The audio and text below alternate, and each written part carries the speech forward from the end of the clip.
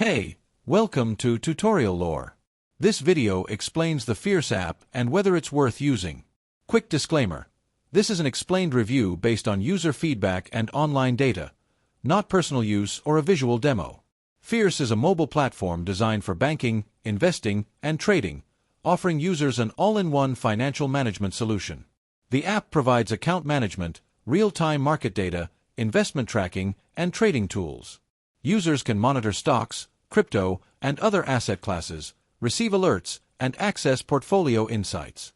Fierce also offers customizable dashboards, secure login, and intuitive navigation for a seamless user experience. In actual use, the app is appreciated for its convenience, speed, and the breadth of financial tools it offers. Users can track investments, execute trades, and stay updated on market trends from anywhere. The app also supports personalized alerts and analytics to help make informed decisions. Many users highlight its mobile-first design, which simplifies managing multiple accounts and assets in a single platform. However, the app has some limitations.